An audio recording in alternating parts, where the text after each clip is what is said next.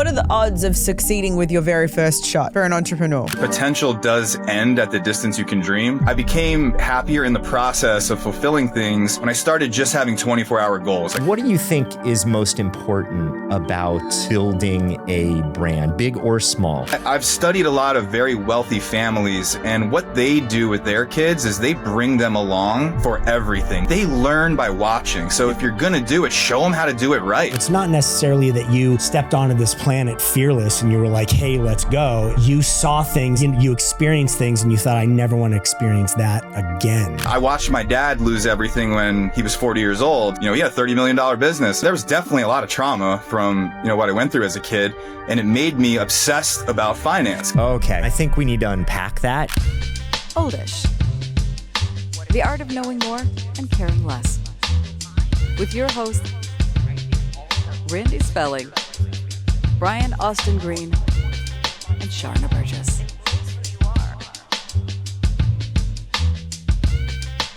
Welcome everyone back to another episode of Oldish. I'm super excited to get into this one with you guys. We have someone that is another entrepreneur, really great in the world of finance, starting businesses. I think he's going to help us understand how you can go from having that W-2, growing into taking risks and having your own business and really doing things a different way, making the most of what you have. He certainly has done that in his story. I think it's going to be an incredible episode. We're going to get to all the things. Everyone, please welcome Justin Freishtat to Oldish. It's really, really cool to have you here. Thank you for joining us. Yeah, it's my pleasure. I'm super excited to dive into all this fun stuff. Yeah, I know that you have an amazing story, and I do want to have a little bit of that, but tell us, how did you get started? How did you know that you were an entrepreneur? Did you know that you were one? What was your very first big move and big risk that you took? Because I think that's the hardest thing for people, is that very first move in taking a risk and knowing that maybe they can do this and have more and do more.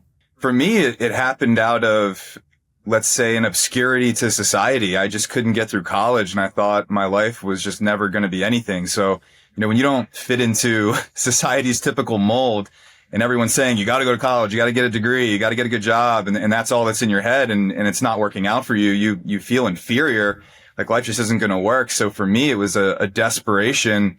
I found door-to-door sales and ended up dropping out of college in my 5th year. And really, sales is what saved my life, because that summer, even though I was terrified to do it, I was working in a warehouse watching these sales guys make $100,000 a year back in, let's say, 2010. And I'm working for $7 an hour. My friends are graduating, making 30 grand a year. So I was like, I got nothing to lose. I'm going to dive in and do this. And by the end of the summer, I was on pace to make around 40 grand a year, already making more than my friends with degrees. And I never looked back. Wow. Yeah. What was your what were you studying in college? Like what was your major? Yeah, I bounced around on music. Music. Okay. Yeah, you were studying music and you had a hockey scholarship, right? Yeah, hockey was the only thing that got me into college. I got in with a 1.9 GPA, so without hockey, it wouldn't have happened to begin with. And it was in Baltimore? Yep, UMBC. UNBC. Okay, so you go to college, and if I have this right, your father had a food business. It was called Homeland Foods, which was all around organic foods. And at the time, I mean, this was years ago, the whole regenerative movement was not that popular. Organic was sort of like coming onto the scene, but not as big. And you had direct to consumer sales for not only this, high-end food, but different appliances and things to store the food, warm up the food, right? Tell us about that. So yeah, the appliances were really what made the business model work. When you're dealing with food, first of all, there's super thin margins no matter what type of food you're selling. But if you're going to sell a high-end product that, doesn't have the scale of a big supply chain, and that's the whole premise of the company, is, bringing you cleaner, safer, healthier, supporting local farmers, all of that. It's a very difficult business model. So that's why the appliances had to be part of it, because we could manufacture cutlery, cookware, air purifiers, freezers, grills, all of those things very cheap overseas, bring them over by containers and incorporate that in to make the business model work, which was beautiful. So, we were able to make a profit, but deliver the highest quality product at an affordable price. But back then, families just wanted the delivery convenience aspect. To your point, it really wasn't a mainstream thing yet. We were really ahead of that curve. And that's ultimately what made the business grow is, everybody was saying they could get organic. We were farm specific. We were the next layer above. I remember one of the organic USDA organic approved chicken feeds was arsenic based. So just because something's organic doesn't mean it's something you want to. Arsenic based. Yeah. For sure. That's great. 30% arsenic in your beef. Yeah. So wait, so you did door-to-door sales. So you're in college and all of a sudden you go, hey, I'm going to try door-to-door sales, which by the way, has to be one of the hardest, most humbling things short of making cold calls to people. Right. Door-to-door sales is really tough. So tell people, what was that experience like for you and what did you learn from it? It was terrifying. Absolutely terrifying. I remember going up to that first door and walking back to the car, being too scared to knock on the door. And the same thing when you get into your first home, being terrified to even, present the product. And then, I don't know what the difference is, but maybe I just do it anyways, no matter how scared I am. That might be what it is. And then it becomes a game. When hockey ended, it was something that I could equate to effort and results. It was like, well, if I knock a certain amount of doors, here are the certain amount of results. And then these guys are only working 5 days a week. If I go 6, 7, I can beat them on the scoreboard. And then sales just kind of became the game that replaced hockey for me. So it was all about the hustle. You don't need to have a natural gift for sales like this, or do you? I don't believe that's a thing. I really don't. Because the most deadly salespeople are typically ambivert personalities. So typically people think that the most extroverted people are going to be great at sales, and it's not true. They're naturally able to puke on people, but that's not what actually dissects a result that's good for the company and good for the consumer. So if you're too introverted, you won't be able to do it. But if you're able to be an introverted person that can think through your thoughts and be extroverted with intent, that's the deadliest salesperson you're ever going to find. There's so many introverts right now going, I can do it. Multi-level marketing and different things. Like it's possible for me. Okay. So you were making $30,000, $40,000 a year. And then what was the switch for you to go, you know what? I'm not doing well at this college thing, but I feel like I have a future in sales, in business. How did you make that switch and what happened? Just doing it and then getting enough results that I could, pay my own rent. I think that was probably the happiest I was ever in my life. Cause, happiness when it comes to money and success, it's an incremental thing that just doesn't scale. But when you can take care of yourself and I could make my own rent payment and pay for my own food and just know I was going to be okay in life, that's probably the happiest moment, that I could do that through 100% commission sales. How old and then were the you targets moved. Sorry. 22, 23, somewhere in there. Okay. I just want to pause there. Sorry, Justin, because that the happiest I ever was, that one point was that to know that I could take care of myself, not my first million, not my first 10 million, not the scale of the company, that I could take care of myself. That's really interesting. Do you think that it's like that for everyone? Their goal is to be able to take care of themselves? Or do you think for some people their goal is the first million or the 10 million? And is that a mistake to have that as your goal? The intention behind it? I don't think any of that's a mistake because your potential does end at the distance you can dream. I really do believe that. But I think there's just a lot of content that's about that. But if people were really honest about happiness, which that's a whole nother topic. Happiness is not a real thing in psychology. It's something that we made up. It's the chase of the goal is actually how you waste your time on the planet. I really believe that. So yes, I've got big dreams. you can call them goals, but I don't look daily at my long-term goals. I became happier in the process of fulfilling things when I started just having 24-hour goals. Like, what do I need to operate the next 24 hours? That leads me closer to this gigantic dream that's way down the road that I can't even make sense of or know how I'm going to get there, all that's going to do is just give you anxiety, makes most people quit or not even get started. So it's just, what do I got to do in the next 24 hours? And then you can actually be in the process and enjoy the ride.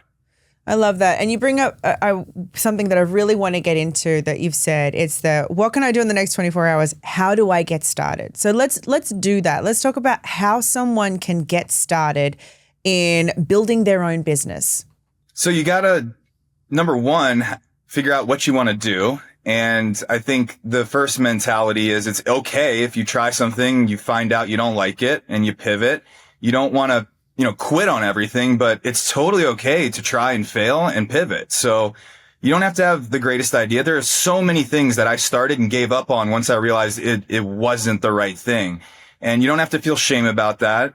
There will be people around you that are going to say, go get a job, whatever.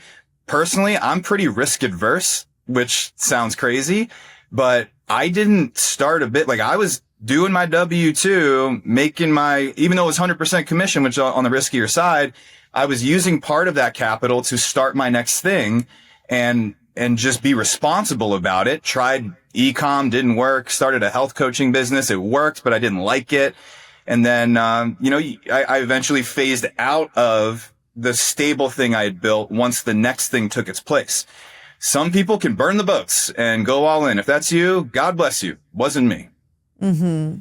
Can you get into the detail a little bit of the W-2 thing? Because you've mentioned this before, and I'm assuming for most people that don't understand finances at all, what does that mean? What is it that you're speaking of? I'm super passionate about this because what we saw during the pandemic was tons of people who were staying in the safe thing in their W-2, feeling mentally trapped. They lose their job. They got forced to go innovate, and then they found their path, and now they've got the life they actually wanted. They didn't even know they wanted, right? So that forced innovation piece is something I really hone in on now. Mm-hmm. Instead of letting the marketplace force it on you, like do it to yourself. So if you're someone who's a W-2, number one, the reason why I like starting your business while you still have a job is because when you get the business, it's not going to be the job goes away and I have the same amount of time for my business. It's going to require double the amount of time. Right. So if you can do your 9 to 5, start the next thing and you work on that from 5 to 9 or 10 o'clock into the evening, like you're going to have that type of capacity to be a business owner anyways, or the market, or somebody else is going to beat you. That's just going to go harder. So that's why I like that. But financially, this is such a great strategy is because it's practice. If you've got a W-2, you're paying the government and your withholdings every paycheck. So if you start your LLC, it's $700, $800, whatever, and then you got to get, your website or whatever you need for your business, you're looking at it like, oh, I got to put up thousands of dollars to get started. Well, actually, you're going to put that money up in your LLC, and that's a cost to your business. So even if you make no revenue that year in your business, when you go into your taxes, you'll be able to write off those business expenses against the withholdings in your W-2. So it reduces your tax liability. What's that? 100% I can write them off? I think so. I think that's how it works, but I'm not a CPA, so let's not quote me on that. Well, I'm going to quote you on it just because you're here. Yeah. And you're speaking a language that I barely know. And because I want it to be true. Yes. Right. Of course. Yeah. It sounds good. I'm going to manifest 100% write off. But I think what you're saying in concrete numbers is, let's say people go, oh my gosh, it's going to take $10,000 to start my business. But that $10,000 that you put in, you pay money to start an LLC, and then you get an account, and then you set up a website, and all of that. All those operating costs, if it costs you $10,000, you don't make any money in your business for the first year, that can all go to offset the taxes that you pay to the government. So essentially, it's a wash, at least for the first year. Yeah. Right? Exactly. And even if you don't have the W-2, the net, like losses carry. If you do get revenue next year, you're until you surpass those losses, like it's tax free as well. I didn't even know that. I didn't know that. That's amazing. Yeah. Well, also, charity too. I mean, this is why that I know. Wealthy people have all of these different charities and different things, and the money moves. And I mean, there is a way to move things around. Yeah. But this is really important, because I think one of the barriers to entry for so many people is, I have this idea And we've all had an idea, whether it's a food item or a product or a show or whatever. You're like, I can see it. I feel it. I could see it out there in the marketplace. And then what seems to happen in the next 2 weeks to a month is all that excitement starts to fizzle when they think of the steps, right? That, oh my gosh, what do I have to do? They tell a few people. Some people might be excited. Some people might go, what do you mean? How could you do that? And ask questions. And because they don't know the answer, it just fizzles out and they never start. And I think what you're saying, Justin, is start it. You don't always have to have all the answers figured out and all of the long term, but just what do I need to do in the next 24 hours to move it forward? And if you have to pivot, if you fail, it's also not the end of the world. That you have to try things before finding the thing that works. Right? Well, what are the odds of succeeding with your very first shot for an entrepreneur, right? Your very first idea. What are the odds of succeeding with that and it blowing up? I love that question, right? Because that's what people think about. And if you think about the odds, you'll never get started. And if you go into it to win, you'll never get started either. How are you going to go compete and win against something you've never done? Like, you don't know how to do it, so you're going to quit before you get started. The only way you'll do it is if you don't care if you win or lose. That's not the purpose. I'm here to learn. I'm curious to figure this out. I'm about the process, right? And then you never fail. You never win. It's just, oh, here I am. Let's keep working on this. You got to do something with your time. So it's like, what would you do something that could end up amazing. What would you suggest though for someone that, like myself, that is, I'm in my 50s. I have 4 young kids at home. Like, I have a mortgage. I have things. So that risk for me is not like, oh, I'm not going to have as nice of a car, but I'll still be in my apartment. Like, it's not the risk is not the same for me. It's, a private versus a public school. Like, there's a lot of risk involved in doing it. What would you say to somebody that's in that position? Because I think that just feels like a massive hurdle. It scares the crap out of me sometimes, jumping into things and going, oh man, I've got to be willing to lose this, but are you ever really willing to lose money that you've earned? Especially when you have people that depend on you. Yeah. I think it's really, first of all, risk is an equation.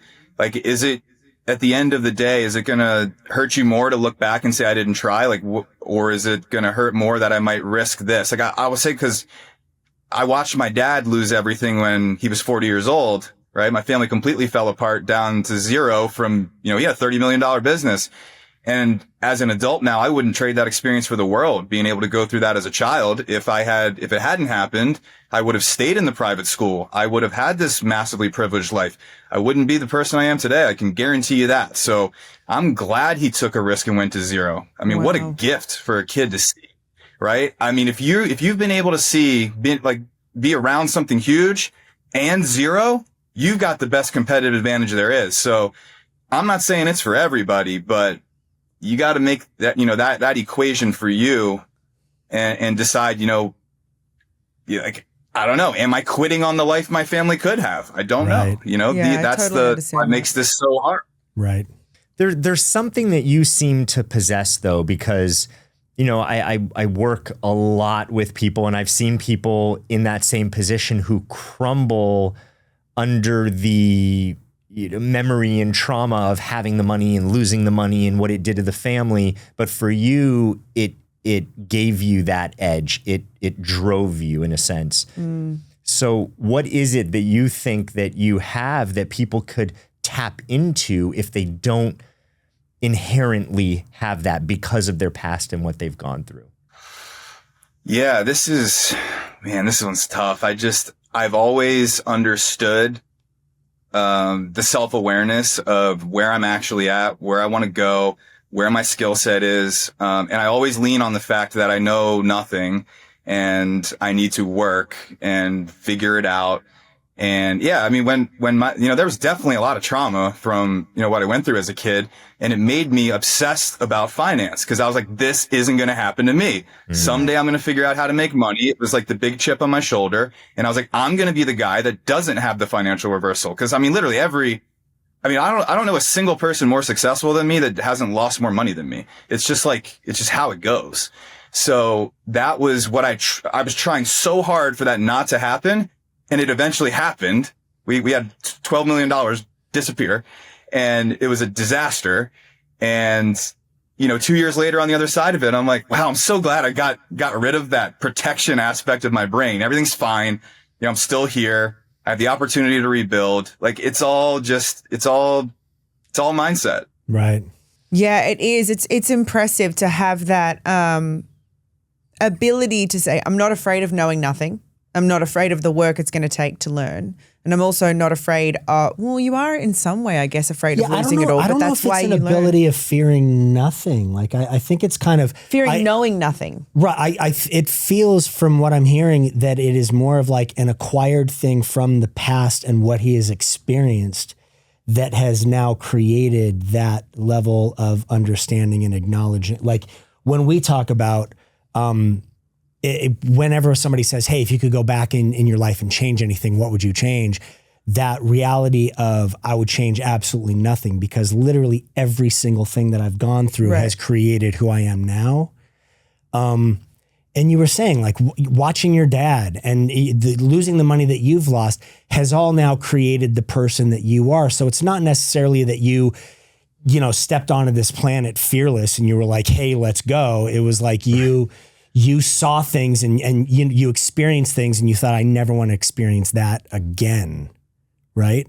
100%. And that's why I went into sales. I was so the social anxiety for me was horrible. Like I wouldn't even go to proms or homecomings in high school, like playing hockey. Like I was very reserved out there. I didn't want to get involved in the trash talk or anything. Like, and I hated that weakness that I had so much that I had to work on it. And I was like, I don't want to be like this anymore. It's like someone who's 300 pounds, like enough. And then I know when we were in the health business, there were people who just decided one day, I'm losing the weight, and they would lose 100, 150 pounds. So that's what it was for me. It's just like, I hate this quality about me. I'm going to turn it into my greatest asset. So how did you change that for the people who feel awkward, who have social anxiety, who just feel that they're not naturally, maybe they're more introverted? How did you overcome that? How did you just work on that? I think it starts with understanding your brain. So, most people that do sales read sales books. And sure, I read the sales books, but I spent a lot more time reading books about psychology, about neuroscience, about like, why am I this way? Like, how do I figure out how my brain works and rewire this thing?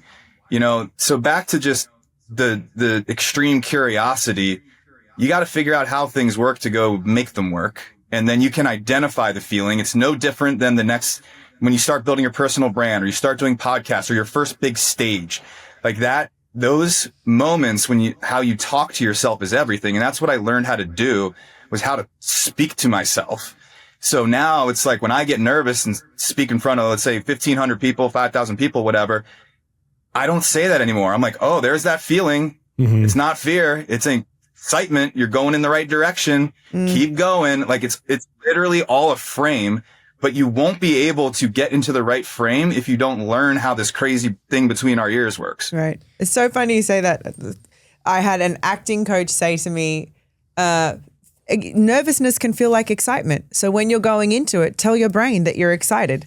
And it's so very, like, you just reminded me of that now. And it actually works. I have tried it. That's why I bring it up. I go, no, I'm not nervous. I'm excited. And my brain's like, oh, cool. Let's do this. It's just changing your mindset. It's like it's rewiring the understanding of those feelings that you have and taking a negative and instead finding like the silver lining for it and making it a positive and making it something that works for you. Yeah.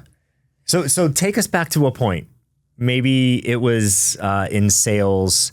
Maybe it was at someone's door. Maybe it was in a room. Because I read something that you said where you would take these so-called risks by going to these networking events or people where they're at, people's private homes and you don't know if you're going to get anything from it or not, but you're going to talk to people and to connect with people.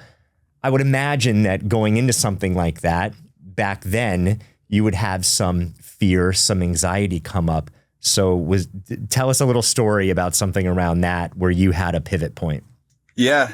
and again, it's just the forced innovation thing, right? When we sold Heartland Foods, that was not in the plans. Like the pandemic hit, the business went crazy. We were in the right place, right time. And all of a sudden we're selling it. I had done one thing for over a decade, and it's like, okay, time to reinvent, you know? And I was just like, I don't know at all what I'm going to do. I know I want to be in this finance, hedge fund, capital raising, real estate world. I love this stuff. It's my dream, but I had all these limiting beliefs. I don't have an MBA. I didn't go intern at Goldman Sachs. Like, I'll never get into that world. And for whatever reason, I just, you know, all these gurus and people I'd been following on social media for forever. I'd never gone to an in-person event. I've never done any networking, which was a huge mistake. So I just did it. I started spending $5,000, $10,000, whatever it was, to go to these events, big, small, front row, best package. I just understood that everything in life's a people game, and I needed to meet new people doing big things. That's how I found my partners at the first hedge fund. And then I'll never forget, I almost didn't go to this event. It was like $5,000 for a weekend. And now it's still sales. I stayed in my lane of what I'm good at, but just going from selling a $5,000 to $10,000 product to, you know, 100,000 minimum, and get into this room. They go around the room and they're like, everybody say what they do. I'm the only hedge fund manager, which I still felt awkward saying that. Like, I'd raised maybe like $1 million from a couple friends, family, like warm network. And, you know, I'm going into a room of players, like people that are managing hundreds of millions, if not billions of dollars. And, you know, I said, when it came to my turn, hey, hedge fund manager, this is what we do, blah, blah, blah. One of the speakers comes up to me afterwards and says, hey, tell me about your fund, what you're doing. He's like, oh, great. I got this YouTube show where we bring on different hedge fund managers and they talk about their strategies. Come on the show, right? And that week after that, from that one YouTube show, we raised $3 million. And it all came organic into my Instagram from social media.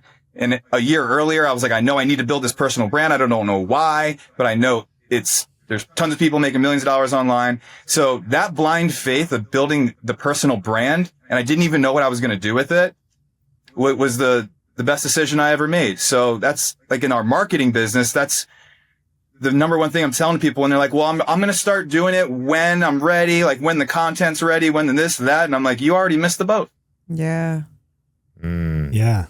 I hope everyone hears that message, that little bit of perfectionism that keeps people from iterating and doing it is just when the website, I can't tell you how many people I've coached where it's like, well, once I get the website and I'm like, guess what? Procrastinating. Guess you're what? just like, there's all these reasons why you're not going yet. I'm like, what happens 24 hours after that website? Okay, you launch the website, you celebrate that night.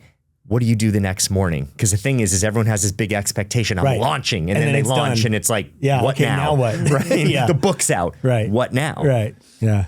So, okay, you work in social media marketing. Let's talk about personal brand. Let's talk about marketing because, you know, I talk to my kids these days. Everything is about YouTube and, you know, all these social media platforms and influence. What do you think is most important about building a brand, big or small? Where do you start? You got to understand that no matter what you do, with the exception of certain industries, you are the brand. People don't follow companies anymore. They follow the people behind the companies. If you look at all the biggest personalities on social media and then go look at their business pages, the following is 10x to the person, not the business. So, you know, and you don't even need a website for most of these businesses. I mean, it's just like the social media is the funnel. Like we do hundreds of thousands of dollars of revenue through our DMs organically without ads every month, you know?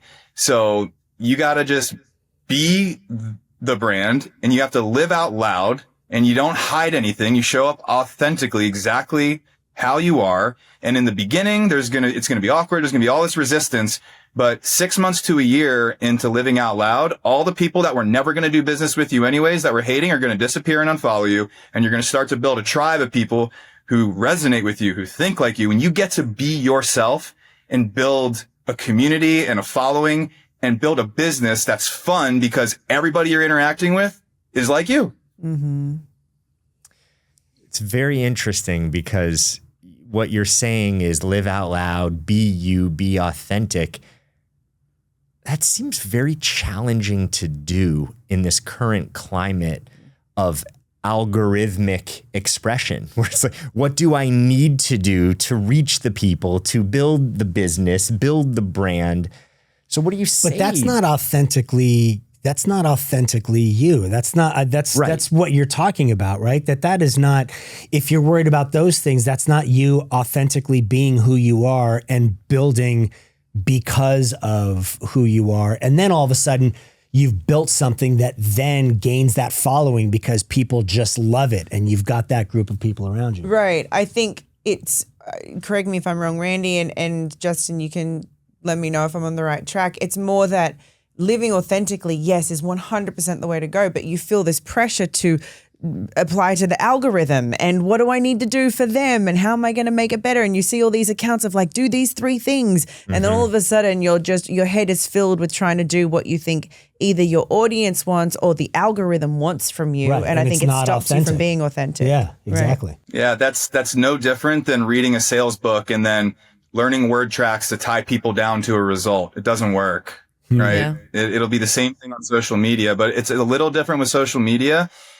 99% of us should not care about the algorithm. I mean, are you a full-time content creator? Are you going after brand deals? Are you making your money from views? Like if that's what you want to do, then be concerned with the algorithm, but understand you are now competing in the most difficult professional sport on the planet. The highest paid creators are making more money than professional athletes. And if you think you're going to compete with them and get the views and the following and just blow up, like you got to be 100% committed 12 hours a day to learning that platform. That's not most of us. Most of us have a business over here and we know we need a social media presence. That's why our company exists. I'm going to tell you up front, I don't care about the algorithm. I make money in DMs because I talk to people. I use the platform for what it was meant to be used for, which is communicating with human beings. If all you do is pound content, you are spamming. Like you're on the side of the highway with a billboard saying, hey, look at me. Like there's a very small percentage of people winning at the top that can do it that way. That's so true. And they're generally not selling something. They're just content creators. So they got to be on that mill of funny videos or pranks or this or what, I don't know, art, whatever it is. But you got to be on that. You got to be multiple a day. They're not selling something. Me as a Dancing with the Stars dancer, we've often had branding deals come to us. So not my business, not my company. But very often people would turn around and be like, just stick to dancing. I don't want you selling me something. You know what I mean? It was this crossover of like, that's not what they expected from my page. And then it took a while for me to just authentically do the things that I loved, and people would unfollow and then follow because they were like, oh, this is what she is. Yes, I love to follow her for dance, but she also has cool recommendations on things. So then I gained my audience that was okay with it. So everything you're saying, I'm like, it's clicking like, oh, that's why that happened, or, oh, that made sense. As you say, with like investing in marketing on social media, I have a friend who has a company, had this product for a very long time. And for years, I think it's about 10 years. And it was like somewhere 5,000, 10,000, 20,000 a month she'd make with it. And within the last 2 years, it's grown to a multi-million dollar company because she hired someone that helped her understand the importance of marketing through social media. And within putting majority of the money back into marketing has now 100x'd her business. It's like, well, maybe not quite 100. That's a lot of money, but we're in the millions now, and it's phenomenal. And I love that. But she didn't know to take that risk because she was trying to just keep as much money as she could because it wasn't making that much. And it was that scary investment of no, put it all back in, trust, put it all back in and just keep going. And it 100% paid off. She had a model that could scale. She had done the hard work, it sounds like, for years to figure out how it can win at a small level. And then you just scale. So, if you're getting into like the metrics of business, your ROAS, return on ad spend, all these different things, you got to figure out how the model pencils, and then you can take that next step. Yeah, it's really cool. And it seems that do you really think that anyone can do this? Yeah, I do. I think you have to, not follow your passion in the beginning and figure out something that works and develop the skills in an engine that works. And then you can take that and cross it over into something you're passionate about. But if you go for your passion in the beginning, you'll probably spin your wheels. You'll be broke. You won't even be able to give yourself the opportunity to do what you love. Okay, hold on. That's such great advice. So great. Yeah, and yeah. I think we need to unpack that because there's a lot to that. So because we're sort of fed in the self-help personal development world, like follow your passion, Joseph Campbell, follow your bliss. What you're saying is don't always follow your passion, at least at first. So unpack that. What does that mean? Yeah, I've just seen so many people, and I'll say I'm the example of that. I was really passionate about food. Thin margins, difficult business, cold storage, trucks on the road, 10 million in sales, barely making any money. Like, cool. You built a business that you're passionate about, but you're stressed 24/7 and you're not, profiting the way you should. So yeah, I mean, and then I see people at when I was going heavy to business conferences and people that are like energy people selling stones around wrist, they're all so obsessed with their passion that they're not even looking at, is this a viable business? Can it scale to where I want it to go? What are the bigger things I want out of my life? Does this vehicle take me there? I think you look at all those things first, and you should probably, I'm just really risk adverse to this. Like, go work for somebody in the industry that you think you want to be in.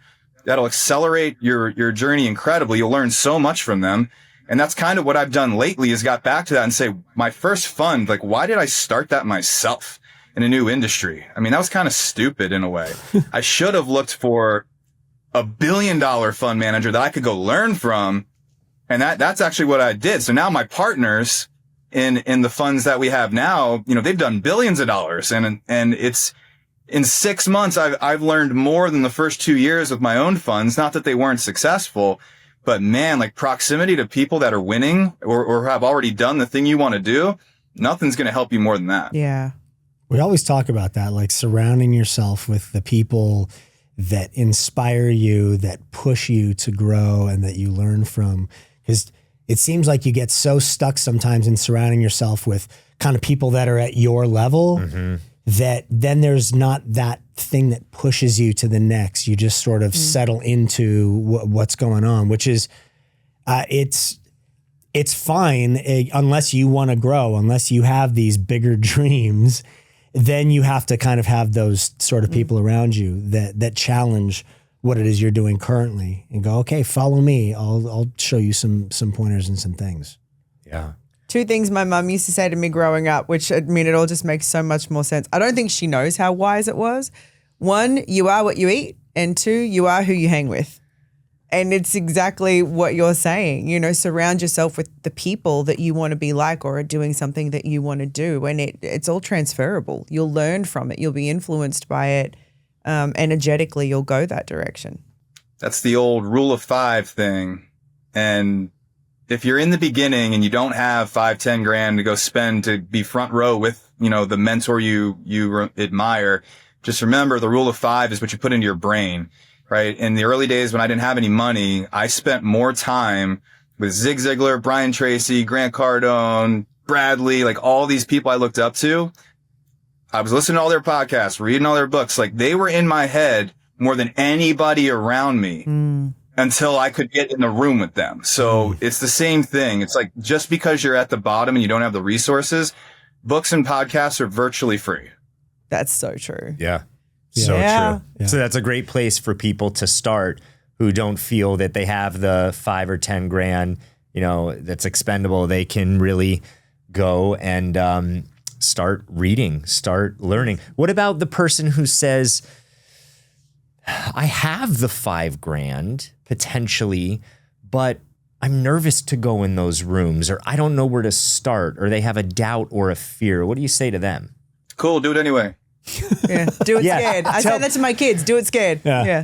But say more about that, because you said that with door-to-door sales is you were scared shitless and you did it, and you did it again, and you did it again. And maybe I'm off here, but it seems like the newer generation, that's even worse. It's like, no, I'm not doing that, period. I'm not making myself uncomfortable. Yes.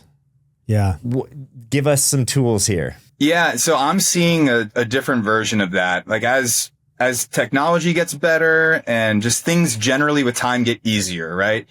access gets easier. It's never been easier to get all the information you need. It's never been easier to DM, a person that you would never be able to find their phone number 10 years ago.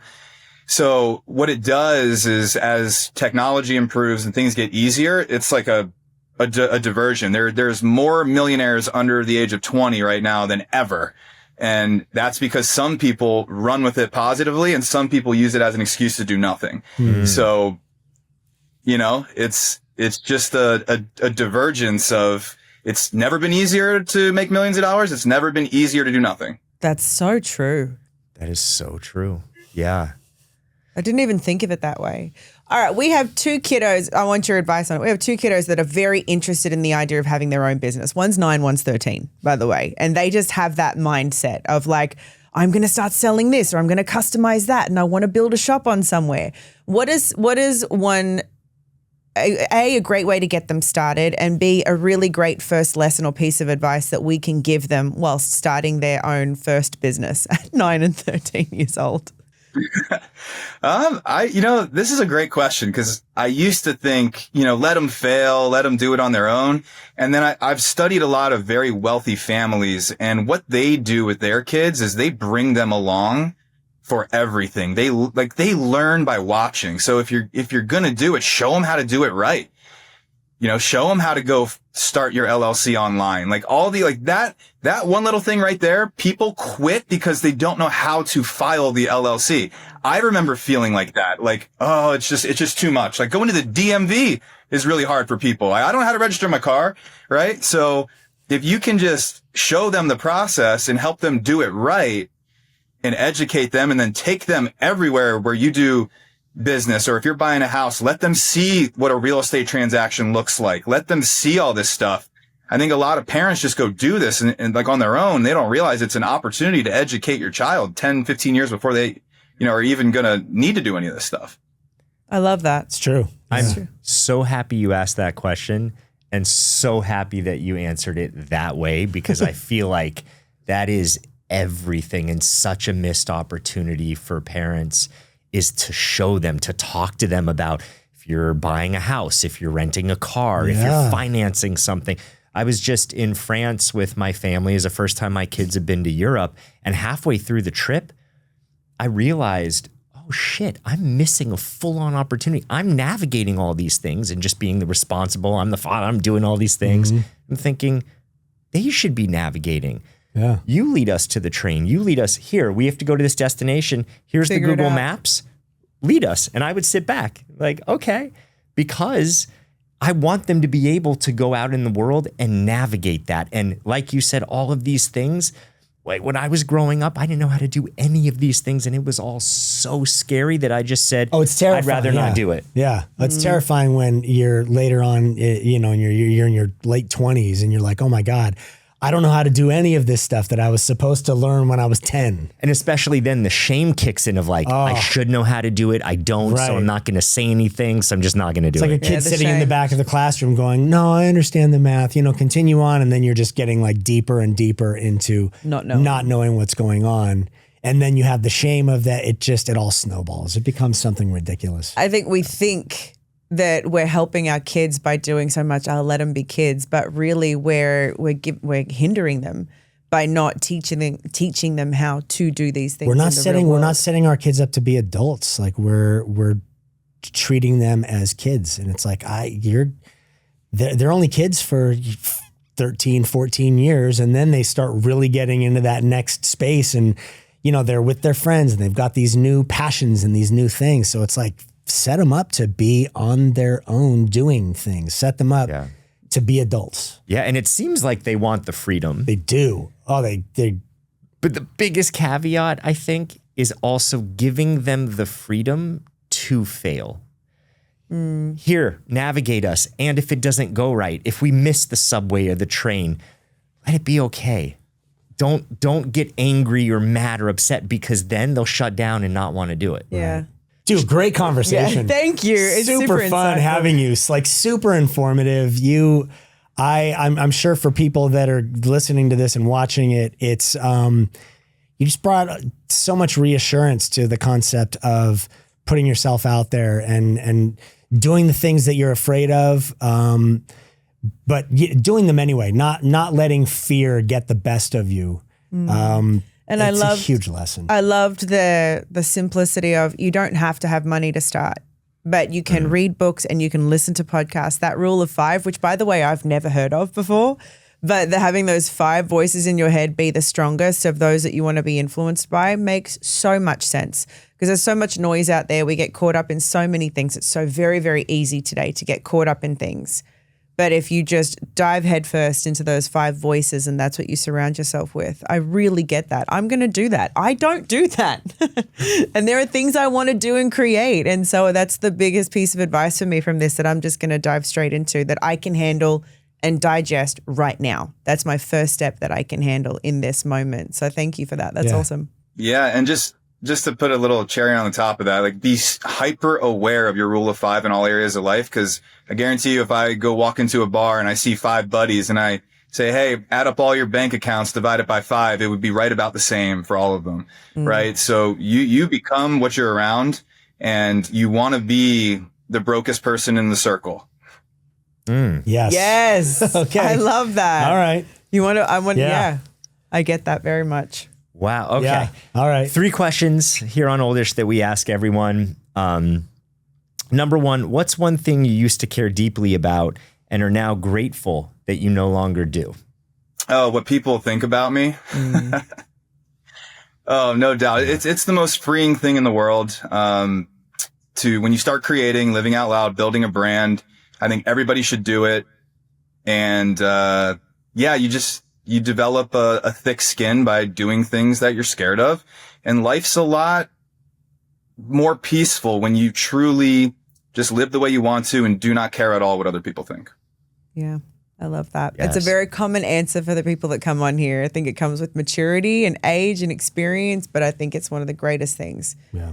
And hopefully the rule of redundancy helps to sink in. Like if you just know you're going to get to a place where you just care less about what people think. Yeah. It somehow will sink in. I should care less about what people think. Yeah. You know, we asked the question, what's a messy human moment that taught you the most? I want to switch this to what is a money moment that actually taught you the most? Yeah. So the biggest money moment that taught me the most was when we were selling Heartland Foods. And, it was the biggest money moment of my life by a mile. When you sell a business and you've been taking a certain amount of profit over the years and now you're going to get a paycheck that's bigger, than what you made the whole time combined potentially. Very, frantic moment. So we were about to close the deal and I wanted to get a second opinion on it. It's very complex when you're selling a business. There was a 9-figure private equity guy who wants $15,000 for 15 minutes of his time, which sounded just nuts. So for whatever reason, and $15,000 was still a lot of money to me, I was like, I'm doing this. And, that ended up adding in the end, over $700,000 more to my pocket because I spent that money. So it really taught me that you cannot put money on a pedestal. You have to be willing to lose it, get rid of it, invest it, or you'll never have the exponential upside coming back to you. Amazing. You got to spend money to make money, right? That's what, right. And be willing to lose. Like, hey, I'm going to spend the money and I might lose it. Okay. What would you tell your younger self now that you know more and care less? I would tell myself to fail faster and harder and create life as a sport. It's not that serious. And the more you can be in that frame, the more you'll enjoy your life later. Like when you have the least, for whatever reason, mentally, we try to protect the most. When the reality is if you've got nothing to lose, you should be all in over and over until you get something that's worth protecting. Fail faster and harder. I love that. I'm going to listen to that back like 10 times. There's so much in that. Fail faster and harder. What an incredible thing to be brave enough to do, and to teach our kids now that you would say to your younger self, but we got kids. And I think it's something cool to teach them. I love that. Thank you. Love it. Justin, where can people find you? So I'm on all the social medias. I've got a crazy last name, so it's easy to find me. It's Justin Freishtat, Freishtat. And Instagram is probably the best place to connect with me, but I'll answer no matter where you send that message. Amazing. Even if it's a letter to your house and nobody's supposed to have your home address, you'll still answer? It happens. Okay. Yeah, I'm sure. Hey, fair. Right on. Brian's on it. Yeah. Yeah, start checking your mailbox. Well, Justin, thank you so much for joining us. It really has been a gift having you here. I've certainly learned a lot, and it's also sparked me to want to learn more and understand how I can do that in a digestible way. I think our listeners would have also gotten that benefit from you. So thank you so much for your time and for hanging out with us. It's been wonderful. And to all of our listeners and viewers at home, if you like this episode, if you think someone else might get some benefit from this episode, if there is anyone else that you think should hear it, please share it along. We want as many people to hear this information as possible. It's incredible information, and I think it's really inspiring. So again, thank you for listening. We love having you guys here with us. Like, share, and subscribe, and we'll see you on the next one. I just wanted to take a moment to let you know that you don't have to navigate life alone. If there's something hard that you're dealing with or you're just ready for a change, then reach out to me at randyspelling.com, or you could DM me on Instagram, also at randyspelling. And if I can help you, I will. If there's a resource that I can share with you, I will also do that as well. Thanks.